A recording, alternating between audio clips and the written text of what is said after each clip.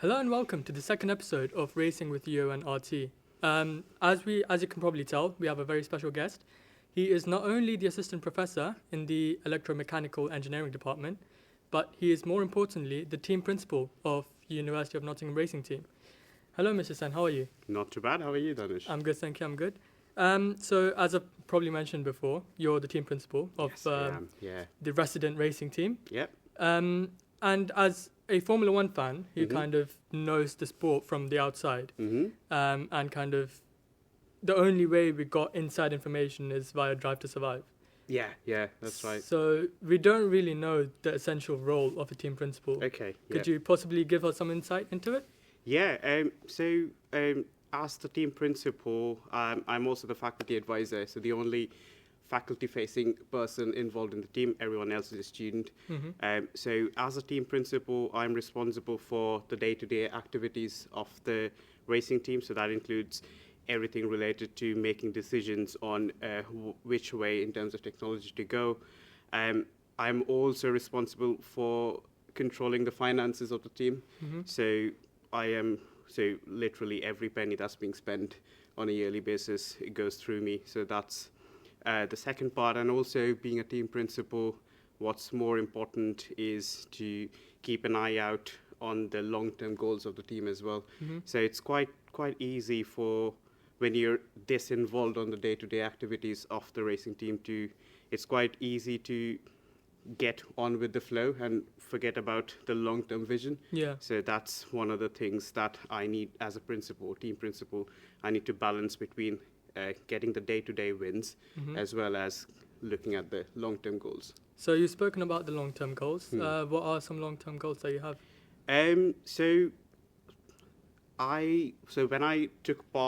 When I took over as the team principal, that was back in 2021. We had put together a 5-year plan. Mm-hmm. So my job is basically to stick to that 5-year plan, and the objective is to keep on steadily improving the technology to have, and so the goal of the team is to be on the top 3 of UK by 2025 and top 5 in the world by 2027. Wow, that's an immense goal you've set there. It is, yeah. So, we've spoken about you being a team principal, Mm-hmm. but as I've scrolled through your LinkedIn profile as Yeah. part of my homework, I have also found that you were the founder of the team. Yeah, well, I can't take complete credit of setting up the whole team, but I was one of the first people as a student. So that's when, back in 2015, is when I came to Nottingham as an MSc student. At that time, the university or the faculty did not have any Formula Student team. There was a Formula Student team about 5 years ago. I think that got shut down for various reasons back in around 2010. I came to do engineering, and I knew that I had to do something with cars. Has always been my passion. When I came to Nottingham for the first time, I got introduced to the the beautiful world of Formula Student, and that's how I basically helped set up the team. Yeah. So you've set up the team, but I think an essential part must be to convince the people who hold the purse strings Yeah. at the university. Yeah. So how did you go about convincing them? Absolutely. No, that's one of the key things as a student, which is a bit tricky to convince the people, as you said, who hold the purse, basically, who controls the money. So initially, in my first year, it was a lot of knocking on doors, trying to set up meetings with really busy academics, because there isn't a group of academics who are responsible for just extracurricular activities. Everyone has got teaching to do, have got research to do. So yeah, it was a lot of knocking on doors, lot of trying to get hold of the key people in the faculty. But as it turns out, the faculty was indeed serious about, so there was something already brewing. So that's why I say I can't take full credit. So I did manage to get the faculty to have a short-term investment in this. So I think initially it was a 2-year or a 3-year investment. And the faculty very quickly realized that it is really good from a student experience point of view. Yeah. So especially if you're an engineer, the whole experience of designing a car, building it, and actually driving it, the entire ecosystem of doing this, which includes not just designing and building some things, so that's all of the core technical engineering-y bits, but there's also things like procurement, making orders, finding the right parts to buy, making the decision on what part to buy versus what part to build. So there's always a pros and cons, cost-benefit analysis to be done there. So where was I? So there's no module in any university or no degree which gives you this whole all-rounded experience of actually building a practical thing. Yeah. And the faculty realized that very quickly, which is why they sort of made it a long-term investment. And what also helped, I do need to give credit to the bike team. So we had an e-bike team, which was back in 2015. They had started up already a couple of years ago, and they had really brought some good accolades to the faculty, which obviously helped a lot. Yeah. So when the team first started out, the first kind of electric powertrain you decided to use was from a Nissan Leaf. Yeah. This might get a bit technical for the viewers, but that is a demographic apparently. So could you explain why you decided to go for a Nissan Leaf? So the Nissan Leaf project was my MSc final year summer thesis project. My job was to investigate the feasibility of taking a powertrain from a commercial car and sticking it in a racing car chassis, and seeing if that actually works. Admittedly, that was not my idea. So I give full credit to Professor Nick Warrior, who was my supervisor for this project, and he's the main man over the several years, close to 2 decades now, I think, that he's been really involved with the Formula Student side of things as well.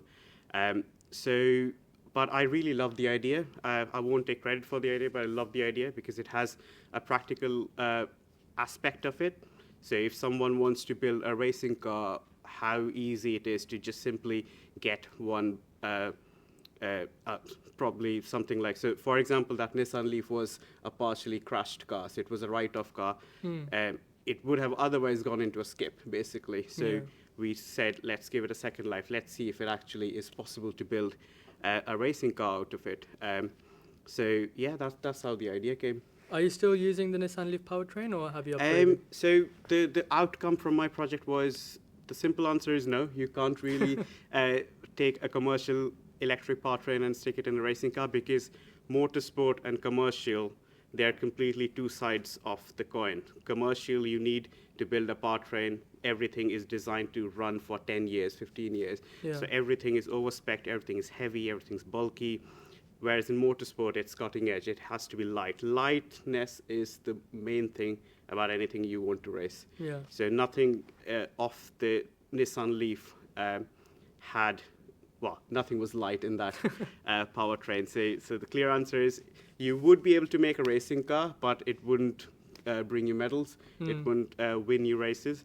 But so the good learning outcome from that project was that I, as well as the team in principle, learned the basics of electric powertrain, which the principles still remain the same. So the science is the same, even if it's slightly heavier, slightly on the bulkier side. So we used that Nissan Leaf project as the foundation to start a racing car from scratch. That's very interesting.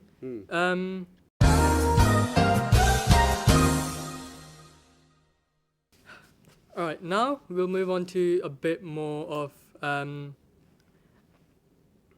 something that suits the demographic a bit more, something that piques your interest. Obviously, Surojit Sen is a big Formula One fan, and with the new season just around the corner, is it March? I think it starts. Yeah. And don't quote me on that. And already we've had a few livery launches of a few F1 teams. Who is your favorite F1 team? So I would preface my answer stating the fact that I am not an avid follower of Formula One. I love motorsport, but I'm not. I love the motor aspect of motorsport more than the sport aspect of it. So I'm not an avid follower of Formula One, but I do watch the races. The technology aspect of motorsport is what piques my interest more than the racing or the sport aspect of it. Yeah. But so being said that, Mercedes is my go-to team. I just love the principle around which I think my personal goals, my personal professional etiquettes and discipline and principles align very well with the German aspect of engineering. So everything's all about taking a scientific approach. So there's as less emotion as possible, as much science, as much rational thought, as much precision in engineering as it can be. That's the bit that I really align. I think I align myself with that, which is why Mercedes is my go-to team. So as you've said before, you love the motor aspect of motorsport more than the sport itself. And obviously have you read about the big engine regulation changes coming in 2026? Yeah. I haven't actually been able to put my head around it. Could you maybe give us, our viewers, a bit more insight into it? I don't think I know a lot about the engine regulation. I think the majority of the regulation changes, again, don't quote me on that, I haven't properly followed the changes. Majority of the changes were related to aero this year, I think. But yeah, I don't quite remember. So if we are talking about engine changes, the biggest change that happened back in 2014, 2013 was when actually Mercedes started taking over, was the hybrid era. That's the bit that I've followed. So the hybrid era actually said, okay, let's add some electrification to motorsport, which really, I think that really aligns very well with me, because I'm by discipline, I'm an electrical engineer. Yeah. So that the electrification of the powertrain actually has a lot of practical, commercial aspect to it as well, because a lot of that technology so it's all the factory teams, they also build cars for regular people, isn't it? So, and electrification is the new thing, and it's going to keep on evolving, and that's how basically F1 said, okay, let's do something which is not purely sports, but something which is a practical aspect of it, practical aspect as well. And so that was the big engine regulation change that happened back then. I do need to catch up on the 2026 engine regs. That's come up. Yeah. And before we end this episode, what are your F1 predictions for the coming season? So we know Red Bull has been doing really well. They struck gold with the new aero changes that happened in the last year's season. Mercedes has been slowly and steadily going up in terms of the development. Ferrari has been a very good competitor to Red Bull. I think Mercedes, my prediction is Mercedes would start to give a really big competition to Red Bull, and Ferrari would also be right there. So it'll be these three teams who are going to really come up as the top teams, well, which we already know, I guess. But I think Mercedes would give an even tougher competition to Red Bull, and Ferrari would be there as well. Yeah. And actually, I do have one final question before we end this recording. So as you probably know or don't know, I'm part of the business team. Right. In the racing team. And I would love to know what your aims are for the coming Formula Student competition. So as I hinted on the 5-year plan right at the beginning of this interview, so we are in 2023 season right now, 2 years away from 2025, where we want to be on the podium in the country. So this year we are going to roll. So there were, if I summarize it, there's 4 big changes technologically that we need for 2025 and 2027 long-term goals. And we are rolling out 2 of those big changes, which is first one being the battery system. So it's in technical terms, it's called the ESS, or energy storage system, which Yeah. is basically the battery. So the second generation battery is currently being manufactured. It has been in design process for the last 2 years now. We would be rolling out in this year's car. So this new battery pack is about 25% lighter with 40% extra energy in it. So Yeah. which basically translates to almost double the energy density, which is going to really help us with the score because we can run the endurance much quicker. Yeah. The second, so that's one piece of the puzzle, 1 out of 4. Second piece of the puzzle is the corner units. So Yeah. we've got independently driven wheels in the rear. So there's a motor and a gearbox in both of the two, in the two wheels in the rear.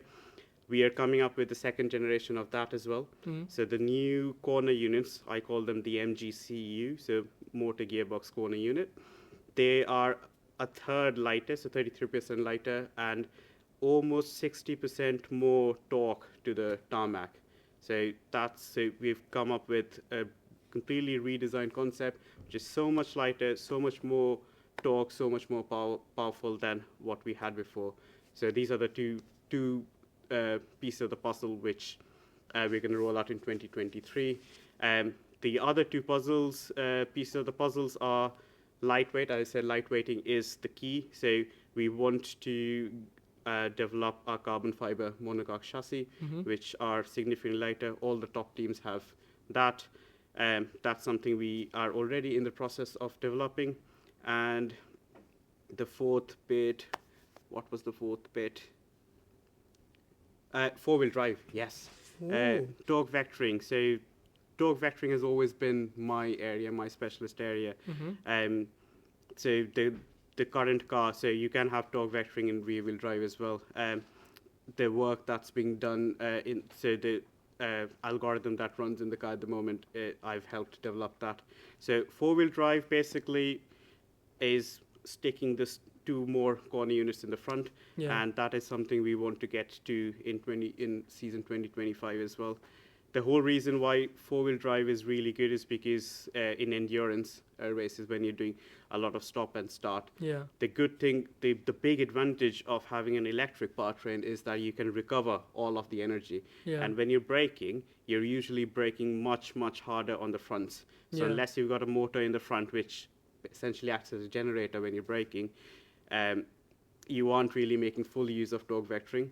So 4-wheel drive is the fourth missing piece in the puzzle, which we want to get to by 2025. That sounds incredibly exciting. It is very, very exciting. I am super excited. Yeah. Well, thank you for taking your much. time and from your busy schedule and coming and doing this interview. Thank you very much. Well, we'll see you in the 3rd episode.